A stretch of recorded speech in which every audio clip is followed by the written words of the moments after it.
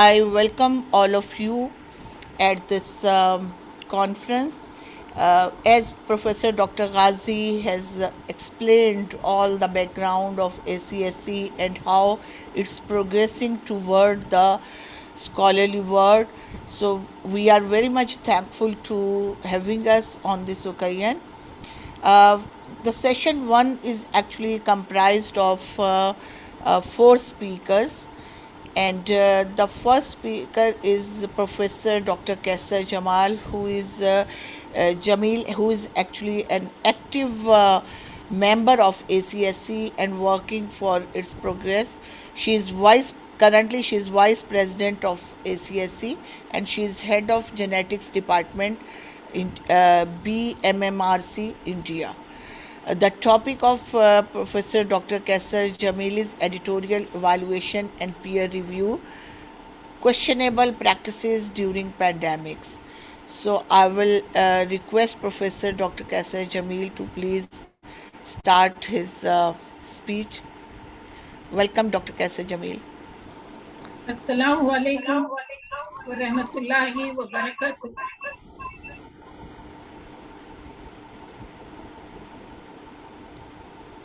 First of all, let me thank the organizing committee for having me on the roles as Vice President. I thank Asian Council of Scientific Editors and also its president and other members, Dr. Abdul Ali, Dr. Sarwar, Charlie, Dr. Zapta, Dr. Lee, Dr. Ghazi, Dr. Zuhair, Shakil Akhtar, and most importantly, our coordinator and our VIP, Mariam. With all her help, we could get together today and participate. I thank all the participants and my friends and who have been attending this.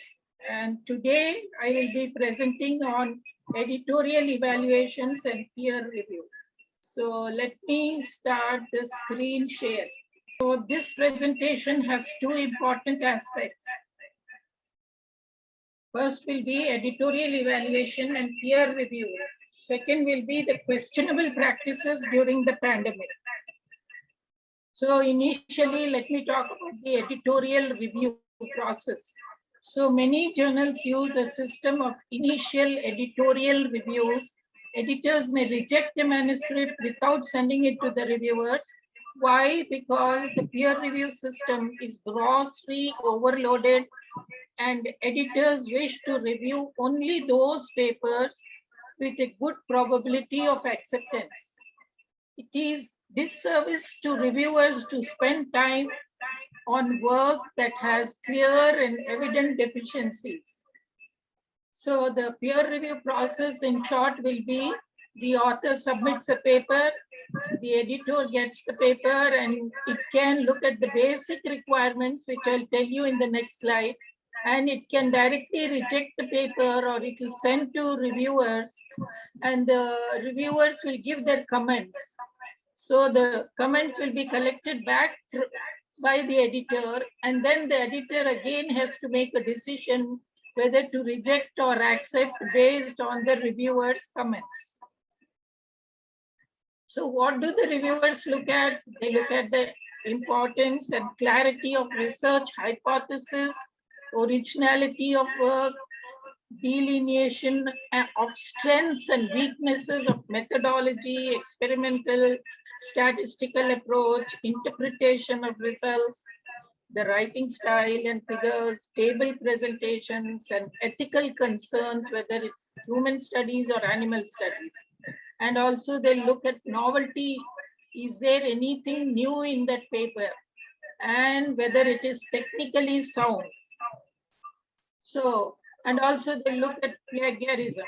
This is very important to look at plagiarism also because any of these words or ideas or diagrams or figures or computer programs, findings, writings, information, these all can be plagiarized.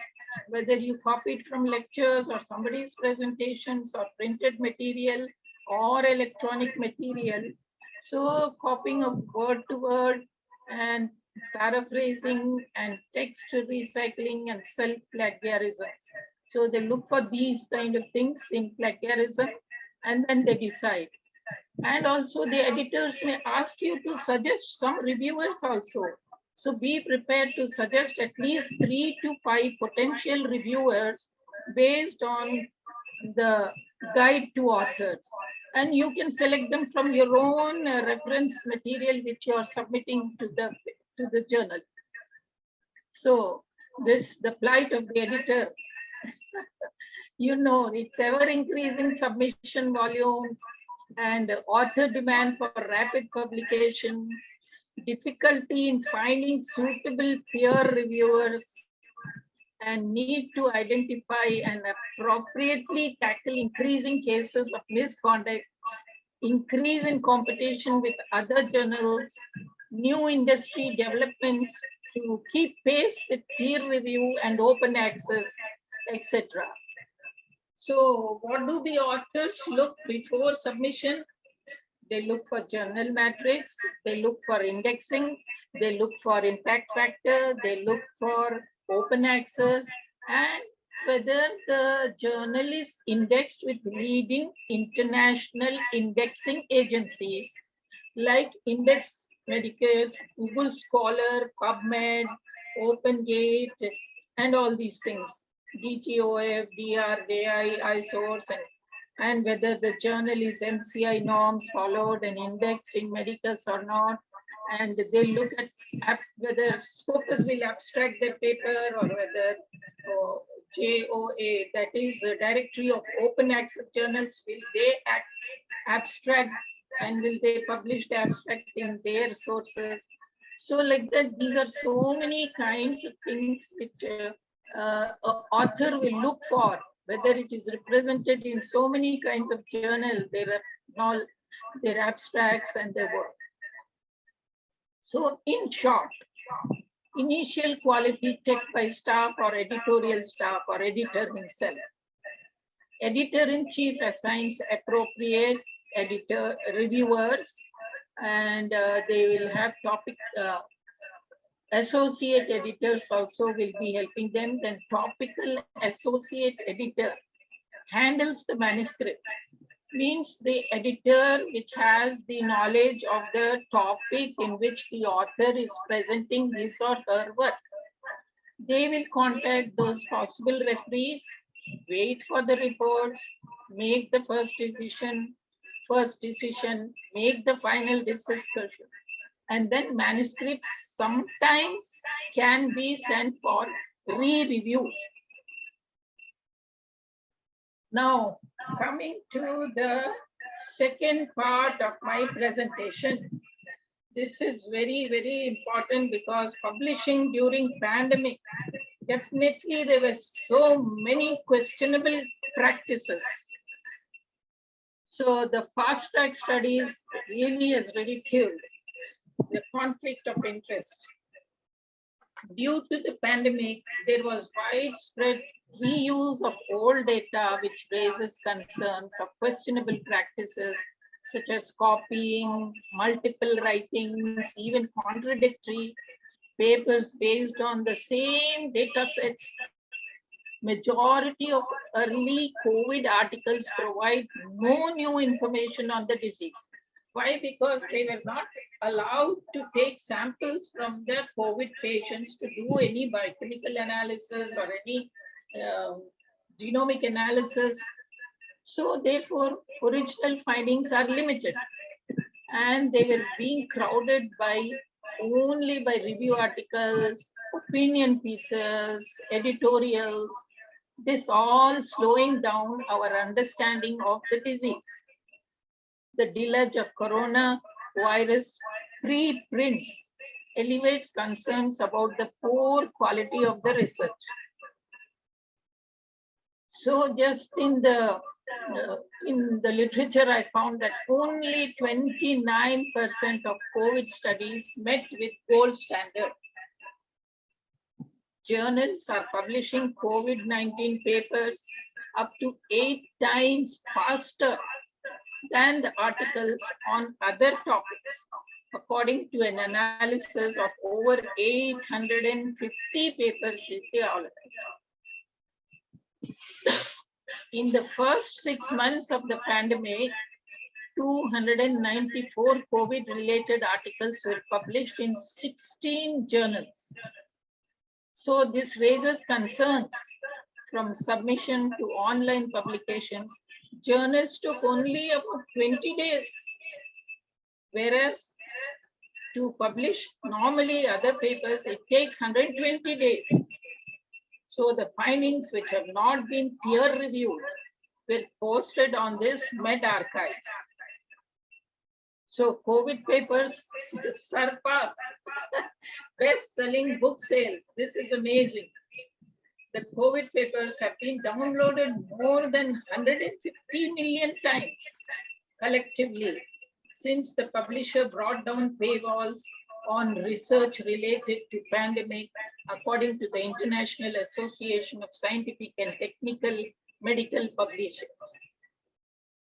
Only about 40% of the articles on COVID are preprints. So according to an analysis of more than 16,000 papers related to the pandemic. So one of the preprint servers, that is bioRxiv and medRxiv, that is called Medrix and BioRix, COVID articles were accessed and downloaded 15 times more than other articles, the analysis finds. This indicates the data circulating may not be foolproof. So the truth is that the scientific research has changed the world, but now and more than ever, it needs to change itself. A pandemic with a paperdemic will be even more complicated to manage if progress in an uncontrolled manner is not properly scrutinized. This was given in a reference by Oliver et al. So the large survey of these practices, we found that more than half of Dutch scientists were engaged in questionable research practices accordingly. According to this new study, they are likely to apply to other countries also. And 1 in 12 admitted to committing a more serious form of research misconduct within the last 3 years. That is fabrication or falsification of research results. Therefore, the Dutch National Survey on Research Integrity took special precautions to guarantee the anonymity of respondents, so its organizers believe the results are more accurate than the previous surveys. So now, to date, 145 journals, publishers, institutes, they have agreed to make their coronavirus research and data freely available. And researchers and journals have been sharing both interim and final research data related to COVID-19 with the WHO. Several prominent journals, including Nature, Science, PNAS, have brought down paywalls on COVID articles, at least during the outbreak of the pandemic. In response to the COVID-19 pandemic, I think this one. So in response to the COVID-19 pandemic, many researchers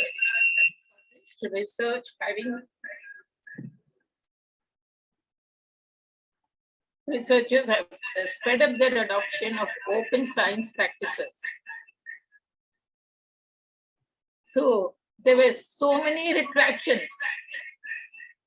back-to-back retractions early in 2020, two highly publicized COVID papers in the New England Journal of Medicine by Mehra et al. And Lancet as a result of unreliable, non-existent Surgisphere-derived data upon which those papers' analysis were based. So this serves as an important alert to the biomedical academic community. So these are the three papers which were retracted. You can see Mehra, they say, and they are published in Lancet. And the second one also in the Lancet, again it was retracted. So this retraction by these top authors from top journals, New England Journal of Medicine, UK, Lancet, they are very top rated journals. So high level retraction. So they were working in, Mandeep Mehra is MD from Boston, and Desai is that Surgisphere, Chicago, and Sriram was the Baylor College in Texas, Houston. Some of them were removed also from their jobs. So, but what happens is when they're published in such high-rated journals, they acquire a lot of citations. So Mehra et al. Acquired about 591 citations, and the second paper got 701 citations.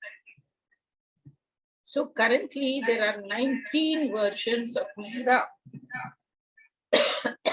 and 59 versions of the second paper of Mehra, which is shown in Google Scholar and has no indication that Google Scholar, that articles have been expression of concern and they have been retracted. So they are affecting citations. So a website search with the title Cardiovascular Disease, Drug Therapy and Mortality in COVID-19 yielded 3 results with Mehra showing 203 citations in 4 collections. So many of these papers were published after expression of concern and retraction.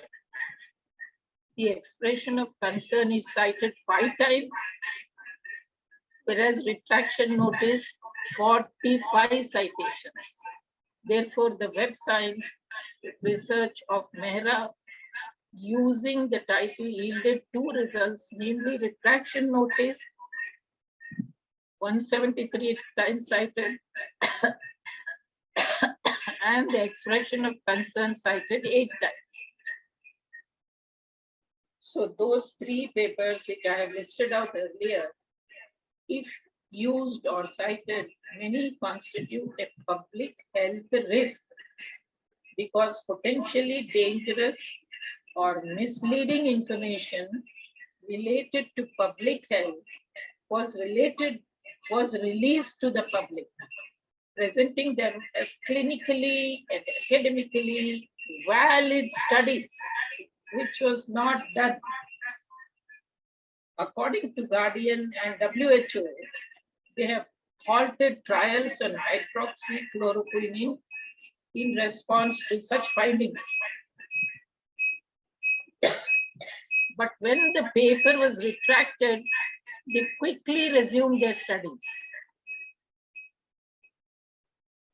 See once again about these 2 people, how much, 195 citations, 191, 48. And look at the journal's impact factor. 74.669 is for New England Journal of Medicine and Lancet has 60.392.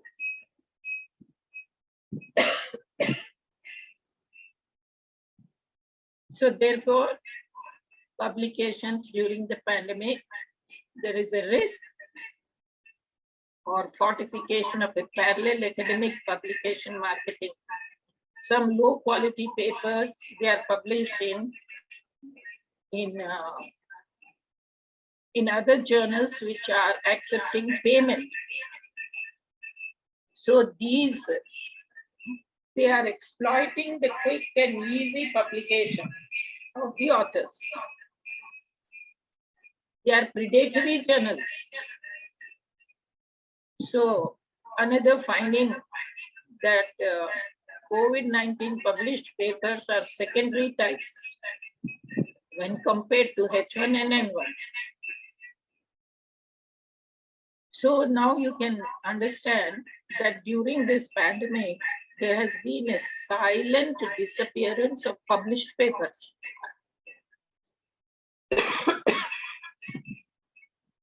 This company, this is Surgisphere, is a firm that specializes in hospital and healthcare analytics.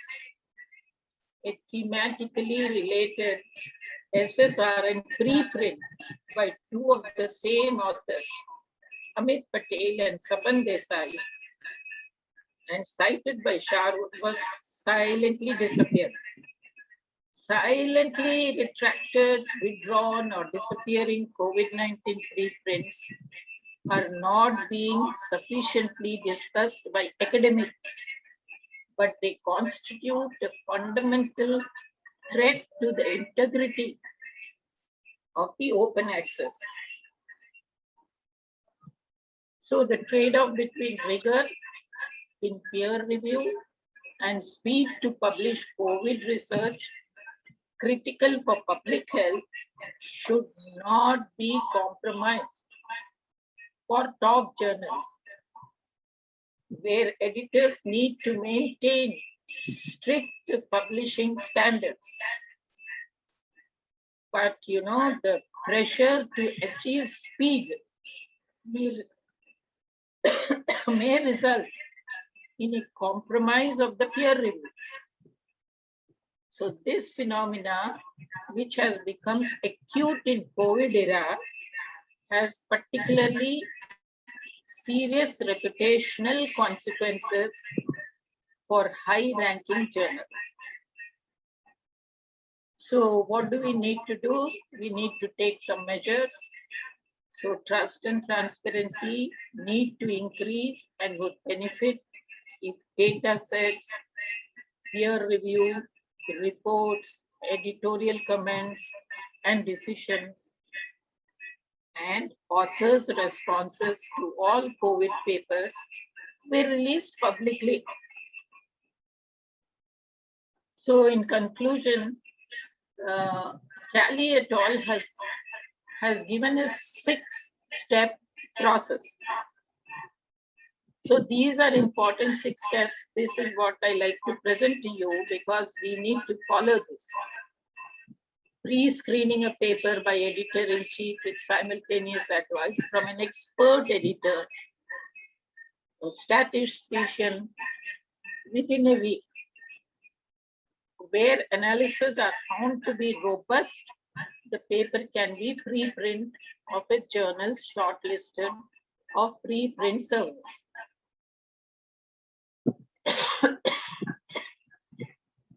Second is independent peer review by at least 3 experts selected by the journal's editors within 3 weeks, including full access to raw data. Absent the presentation of raw data for underlying analysis, if requested by reviewers, authors should be subjected to ethics investigation. And thirdly, ideally, an open peer review policy should be in place. But this should be mandatory for all authors rather than optional, and thus applicable for only some. There are some, there should be no immediate overnight acceptance of any paper on COVID research. And also to avoid an association with predatory publishing practices. And minimally, authors should be given 1 to 2 weeks to complete minor revisions and 3 to 4 weeks for major revisions and 1 or 2 weeks extra for additional revision. In contrast, Eisen et al. Advocate for no time limit on revisions. Review should examine edits within a week and make a decision to reject, accept, or make additional edits. I think only time will tell whether the mistakes in papers caused by these publishing weaknesses as well as fragilities in society and in healthcare practices caused by COVID in the past few months will lead to the emergence of a more robust or a more fragilized publishing landscape. I acknowledge the work of Teixeira Silva and also Dali because I have followed much of their work and have abstracted many of their findings in my paper.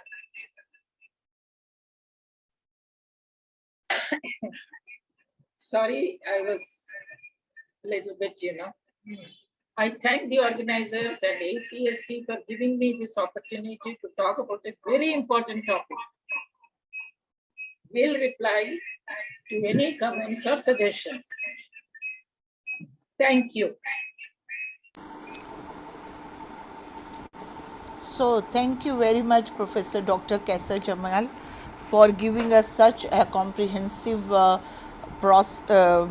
comprehensive speech on peer review process and suggesting us 6-step process for a standard peer review. Hopefully all the journals will follow this peer review process in future. And obviously any kind of pandemic does not provide us right to violate the ethical standard.